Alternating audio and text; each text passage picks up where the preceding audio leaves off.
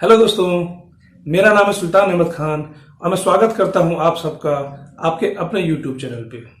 दोस्तों, आज का जो टॉपिक है वो एक सीरीज के तहत बनाया गया है और इस सीरीज में मैं आपको अलग अलग तरह के ऑब्जेक्शन हैंडलिंग के बारे में बताऊंगा। ये सीरीज में कुछ दिनों में लेके आऊंगा और आज उसका पार्ट 1 है। और पार्ट 1 में जो ऑब्जेक्शन हम हैंडल करने जा रहे हैं दोस्तों, उसका नाम है मेरे पास इंश्योरेंस कराने के लिए पैसे नहीं है। तो आइए दोस्तों, देखते हैं इस ऑब्जेक्शन को कैसे हैंडल करते हैं और क्लाइंट से हम कैसे बात करते हैं, क्लाइंट का क्या जवाब आता है और हम उसके बदले उनको क्या जवाब देते हैं इस ऑब्जेक्शन को हैंडल करने के लिए। तो आइए दोस्तों, चलिए शुरू करते हैं इस वीडियो को बिना किसी देरी के। तो दोस्तों, जब भी कोई इंश्योरेंस एडवाइजर किसी क्लाइंट के पास जाता है तो उसके सामने एक ऑब्जेक्शन आ सकता है। वो ऑब्जेक्शन ये हो सकता है कि क्लाइंट बोले कि हमारे पास पैसे नहीं है, और उस ऑब्जेक्शन को हैंडल करने के अलग अलग तरीके हैं।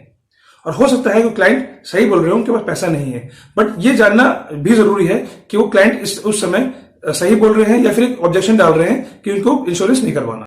मेरे पास जब ये ऑब्जेक्शन आता है दोस्तों, तो नॉर्मली मैं 2-3 चीजें करता हूँ। वो 2-3 चीजें क्या है मैं आपको बताता हूँ। मैं उनसे कहता हूँ, सर आपकी बात बिल्कुल ठीक है, मुझे इससे पहले कि पैसे हैं या नहीं, आप पहले ये बताइए कि आप इंश्योरेंस करवाना चाहते भी हैं कि नहीं, आप सेविंग करना चाहते भी हैं कि नहीं। तो कहते हैं हाँ चाहते तो है, सेविंग तो करना चाहते हैं, मगर पैसे नहीं है। तो फिर मैं उनसे दोबारा पूछता हूं कि सर आप एक बार और सोचिए और सोच के बताइए कि क्या आप सच में इंश्योरेंस लेना चाहते हैं। तो वो कहते हैं हाँ मैं इंटरेस्टेड हूं और मैं इंश्योरेंस लेना चाहता हूं। फिर मैं उनसे कहता हूं कि सर एक विजन, एक सोच मैं आपको दे रहा हूं, ईमानदारी से सोचिएगा और उसके बाद डिसीजन लीजिएगा और खुद सोचिएगा कि आप सही बोल रहे हैं या नहीं। तो फिर मैं उनसे कहता हूं, सर मान लीजिए गवर्नमेंट को एक रूल लेके आ जाती है और उस रूल के हिसाब से 10% एडिशनल टैक्स देना पड़ेगा, भले ही आपकी सैलरी 10,000 क्यों ना हो। तो 10,000 रुपये अगर सैलरी है तो उस पर 10% काट के 9,000 आपको मिल रहा है। या अगर आपकी सैलरी 20,000 रुपये है और वो 10% काट के आपको 18,000 रुपये मिल रहा है, या 30,000 रुपये आपकी सैलरी है और उस पर 10% काट के आपको 27,000 मिल रहा है। तो मैं उनसे पूछता हूँ कि सर एक बात बताइए, अगर आपको 27,000 रुपये मिले, 3,000 रुपये गवर्नमेंट एडिशनल टैक्स काट रही है, तो क्या आप अपना घर चलाएंगे? उसमें नहीं चलाएंगे, आपको चलाना पड़ेगा। तो मैं उनसे कहता हूं, सर अगर गवर्नमेंट कोई रूल या रेगुलेशन लेके आ जाती है जिसमें हमें सैलरी कट के मिल रही है, 10% सैलरी कट के मिलती है और हमें 27,000 रुपये सैलरी मिल रही है और उसमें हमें अपना घर चलाना है और हम चला रहे हैं अपने खर्चों को कम करके, पर अगर यही बात अगर आती है सेविंग की, इंश्योरेंस करवाने की, तो हम अपनी लग्जरीज को, अपने खर्चों को कम करने को तैयार नहीं है। वहीं पे अगर बात आ जाए हमारे परिवार की, तो हम शायद खर्चा कम करने को तैयार नहीं है, शायद हम अपने एक्सपेंसेस को मैनेज करने को तैयार नहीं है। असल मैंने एक बहुत अच्छी बात सुनी थी, मैं आपसे शेयर करता हूँ with due respect to everything and everyone, कि सर आपको तो पता होगा ना, नॉर्मली हमारे बड़े बुजुर्गों ने भी बताया है कि हमें दान करना चाहिए। क्या दान करना चाहिए? रोटी।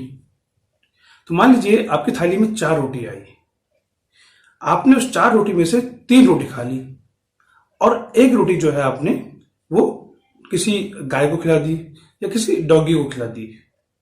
और दूसरे सिनेरियो मान लीजिए कि आपके पास 4 रोटी आई, आपने उस 4 रोटी में से 1 रोटी पहले से ही बाहर कर दी, अलग हटा दी गाय के लिए या किसी और जानवर के लिए, और 3 रोटी आपने खा ली। दोनों में क्या फर्क है आपको पता है? कहने को तो दोनों ही दान की लिस्ट में आते हैं, बट दोनों में फर्क है।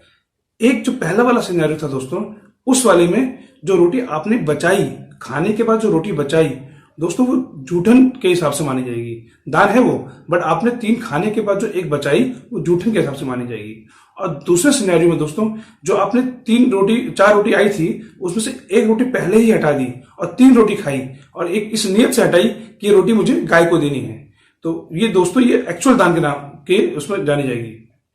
तो पहला वाला सिनेरियो जिसमें रोटी बच गई है वो जूठन कहलाता है, और दूसरे वाले सिनेरियो में जिसमें 1 रोटी पहले से ही हमने हटा दी थी और 3 रोटी खाई, वो दान कहलाता है। तो मैं क्लाइंट से पूछता हूं कि सर आप भी बताइए कि कौन सा सिनेरियो जो है वो सही है, कौन सा सिनेरियो को एक्चुअल दान माना जाएगा। पुण्य दोनों ही है, दोनों में ही 1 रोटी गाय को दी जा रही है, बट कौन सा सिनेरियो में जो है एक्चुअल दान माना जाएगा। तो दोस्तों उनका जवाब आता है सिनेरियो नंबर 2, जिसमें आप रोटी पहले से निकाल रहे हैं और 3 रोटी खा रहे हैं और 1 गाय के लिए आप अलग से पहले से निकाल दे रहे हैं। तो मैं उनसे कहता हूं सर आपकी बात एकदम सही है। फिर मैं उनको दूसरे एग्जाम्पल से समझाता हूं। मैं उनसे कहता हूं सर इस दुनिया में जितने भी अर्थशास्त्री आज तक आए हैं, जितने भी आए हैं, उन सबका सिर्फ एक ही कहना था।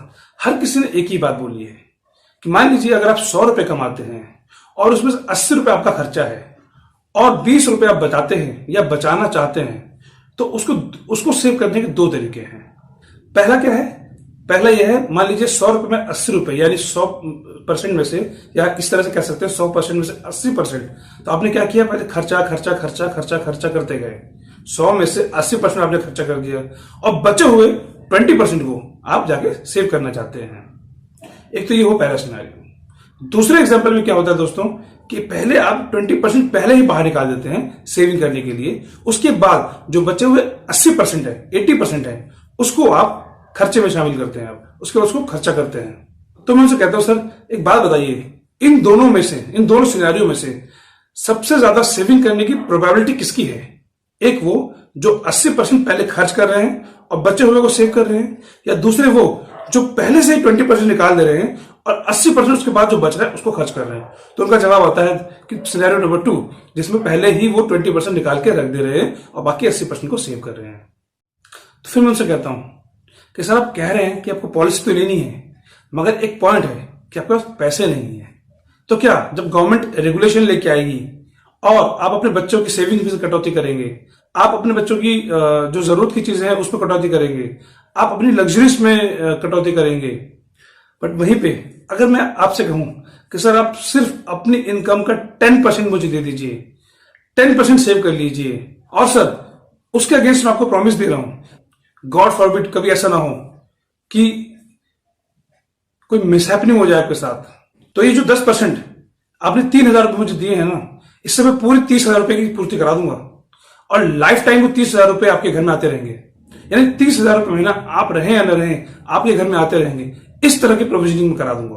फिर मैं उनसे कहता हूं कि सर सोच के देखिए, क्या इस तरह से स्टेप लेके 10% सेविंग करके हम कुछ मैनेज नहीं कर सकते? क्या हम अपने परिवार के लिए, अपनी फैमिली के लिए इतना सा भी नहीं कर सकते? कल को हम अगर नहीं रहते सर, कोई मिसहैपनिंग होती है, तो कौन देखेगा हमारे परिवार को? मैं उनसे कहता हूं सर कि आप पूरी दुनिया के लिए एक इंसान हो सकते हैं, मगर आपके परिवार के लिए आप पूरी दुनिया हैं। फिर मैं उनसे कहता हूं कि सर आज जो 30,000 रुपए में से 10% जो एडिशनल गवर्नमेंट टैक्स काट रही है और 27,000 रुपए की सैलरी आपको मिल रही है, उसमें भी आप अपना घर चला रहे हैं और कैसे भी करके चला रहे हैं। मान लीजिए अगर आप नहीं रहते और ये जो 27,000 रुपए आ रहे हैं वो भी आना अगर बंद हो जाए, तो आपका परिवार उस फाइनेंशियल ट्रबल को कैसे मैनेज करेगा? सर इंसान की पूर्ति नहीं हो सकती, ये हम अच्छे से जानते हैं, बट अगर फाइनेंशियली अगर हम इस चीज को पहले से ही प्लान कर लें, तो इंसान की पूर्ति ना होने के बावजूद भी जो रिमेनिंग फैमिली रह जाती है, जो वाइफ या बच्चे हमारे जाने के बाद रह जाते हैं, जिनसे हम बहुत ज्यादा प्यार करते हैं, कम से कम उन लोगों को फाइनेंशियली ट्रबल नहीं होगा, फाइनेंशियली इश्यूज नहीं आएंगे। तो हम एक ऐसा प्रोविजन कर सकते हैं जिससे उनको हर महीने कुछ ना कुछ एक इनकम आती रहे, हमारे ना रहने के बाद भी। फिर मैं उनसे पूछता हूं, सर आपने कोरोना काल तो देखा ही है, उसमें कितने लोगों की जॉब गई, कितने लोगों की सैलरी कट के मिली है बिना किसी रेगुलेशन के। कई कंपनी मजबूरी में पैसा काट रही है, कई कंपनियों को मौका मिल गया पैसा काटने का, कोई 50% कट कर रहा है, कोई 25% कट कर रहा है, और जो रिमेनिंग आपको 50% मिल रहा है या 75% आपको सैलरी मिल रही है, आप उसमें कैसे भी करके गुजारा कर रहे हैं। तो यही समझ लीजिए कि जो आपको सैलरी मिल रही है उसमें से 10%, 15%, 20% जितना भी आप निकाल सके कम से कम निकालें, उतना अमाउंट सेव करें और अपने परिवार का अपना फ्यूचर है उसको सेव करें। तो दोस्तों इस ऑब्जेक्शन को हम इस तरह से हैंडल कर सकते हैं, जब क्लाइंट हमें बोले कि पैसा नहीं है तब उनको हम अच्छी तरह से गाइड कर सकते हैं। उनको हम फाइनेंशियल क्या इश्यूज हो सकते हैं उनके जाने के बाद, या गवर्नमेंट कोई रेगुलेशन लेके आ रही है, या फिर उनकी किसी तरह से उनकी सैलरी कट हो रही है, उनको हम ये रियलाइज करा सकते हैं कि एक्चुअली में क्या प्रॉब्लम हो सकती है। अगर वो फाइनेंशियली अगर उनके साथ कोई इश्यू होता है, वो नहीं रहते तो, या उनकी सैलरी कट होती है तो दोस्तों यही तक था ये वीडियो। उम्मीद करता हूं कि आप सबको ये वीडियो पसंद आएगी। अगर आप LIC एडवाइजर हैं तो इस ऑब्जेक्शन को आप अपने क्लाइंट के साथ बैठ के बात करिए, उनको समझाइए, उनको गाइड करिए।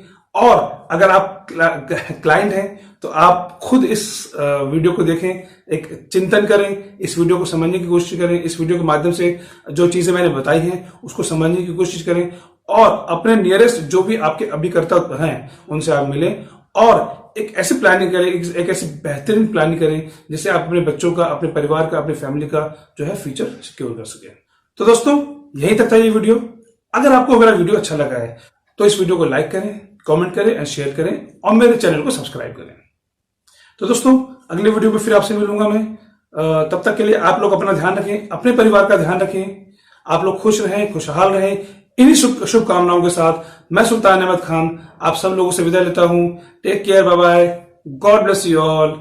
और इन वीडियोस को जरूर देखिएगा। Thank you so much for watching.